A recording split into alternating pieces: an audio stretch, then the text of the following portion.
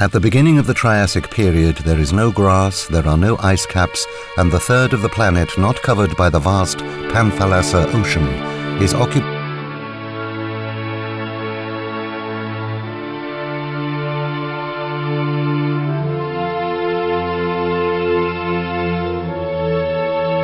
Postosuchus is the king of carnivores in the Triassic, big and powerful enough to take down the largest reptiles.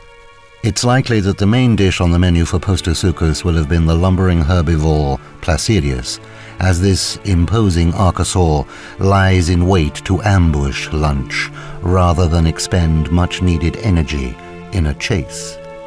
Nothing is safe from Postosuchus, and the only thing it has to fear is another of its kind.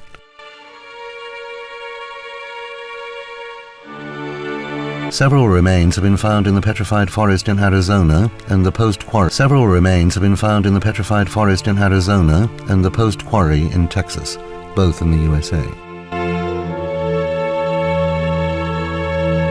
A Postosuchus will have to control a large area of land if it is to find quarry enough.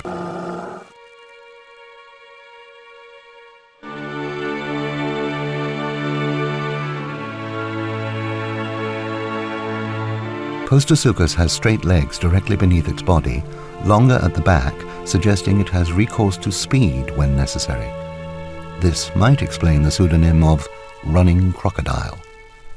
There is a school of thought who believe that Postosuchus runs on two legs, rather like the Allosaurus of the Jurassic. They are, however, in the minority.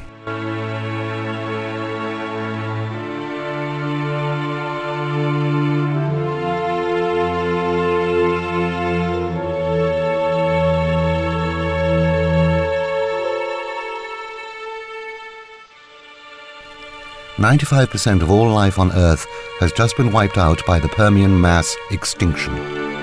It is an event which dwarfs the catastrophe which will end the reign of the dinosaurs almost 200 million years later. For as long as there has been life on Earth, such mass extinctions have been a common feature. The vast majority of life on this planet ends, leaving the survivors to scrabble a meager existence in whatever way they can. Two of these events surround the Mesozoic era, the time of the dinosaurs.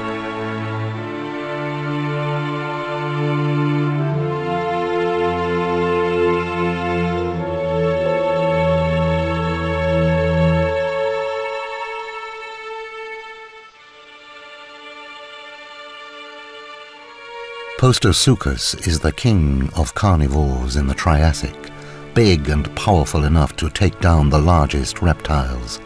It's likely that the main dish on the menu for Postosuchus will have been the lumbering herbivore Cretaceous, as this imposing archosaur lies in wait to ambush lunch rather than expend much-needed energy in a chase. Nothing is safe from Postosuchus, and the only thing it has to fear is another of its kind.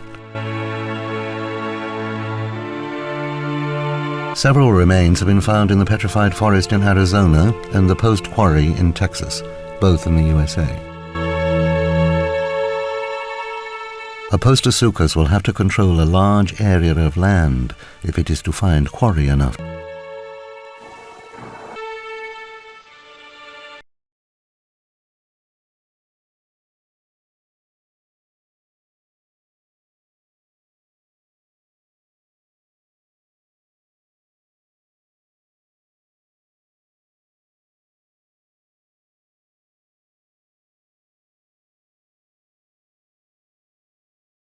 Whoops.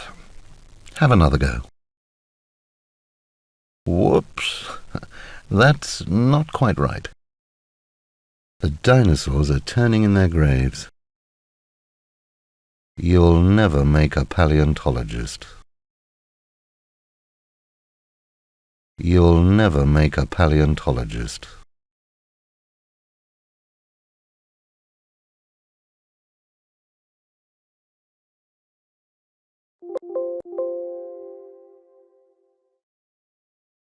You're an evolutionary marvel. You'll never make a paleontologist.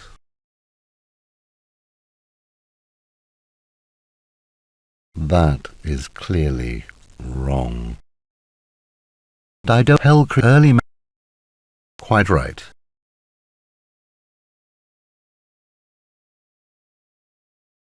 Whoops. That's not quite right.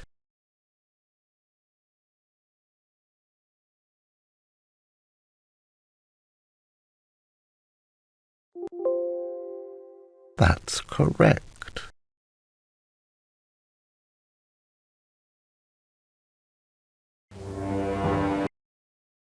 The Jurassic period begins with a mass extinction of which little is known, except that many species, both on land and in the sea, vanish from existence. Pangaea now begins to break up, with what will become North America beginning its rotating journey northwest, away from Africa. This is a movement which continues to this day. In the seas, reefs of coral grow as ammonites and belemnites begin the painful evolution into squid and other species. Sponges, sea lilies, sea fans, sea pens, and sea mats colonize the surface of rocks, and above it all flies the first bird, Archaeopteryx. The land becomes wetter, with ferns and conifers dominating the landscape.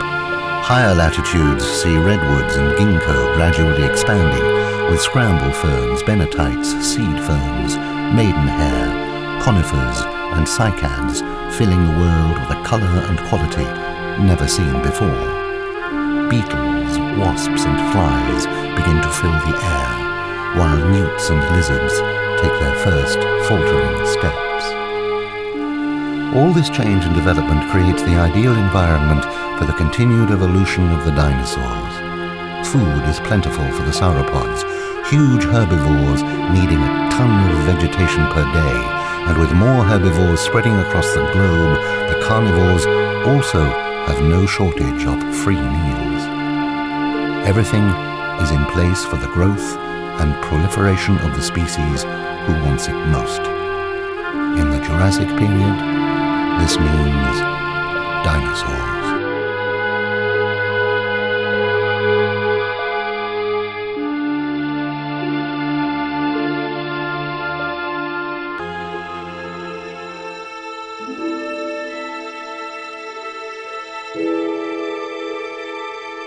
Liopleurodon will quite simply eat anything that swims. This enormous predator is the scourge of the Jurassic Ocean. Complete skeletons have been found in the UK and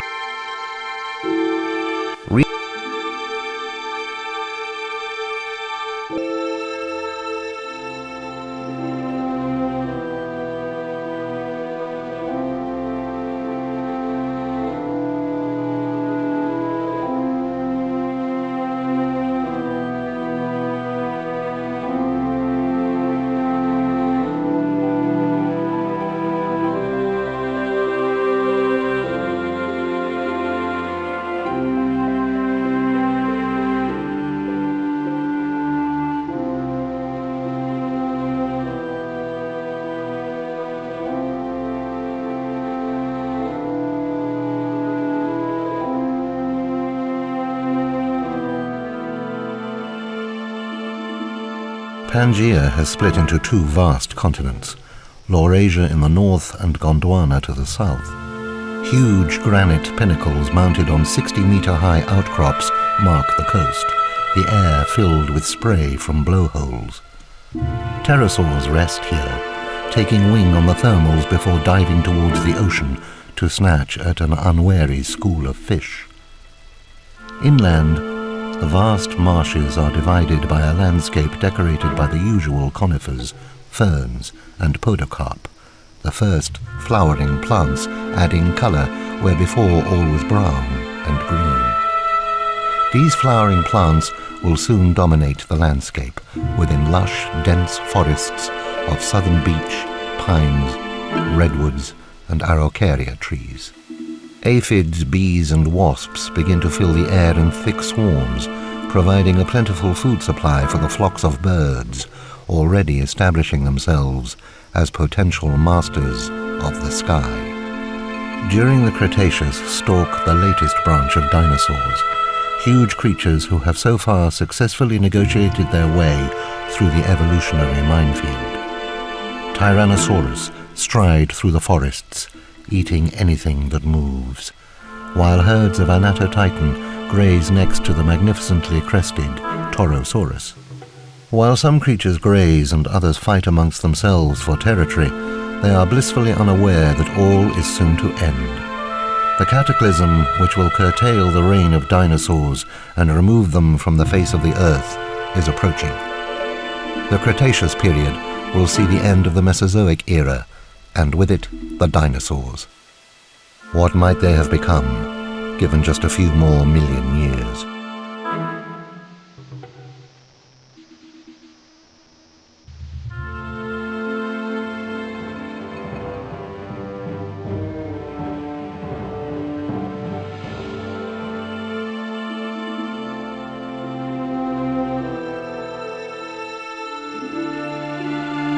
At the beginning of the Triassic period, there is no grass, there are no ice caps, and the third of the planet not covered by the vast Panthalassa Ocean is occupied.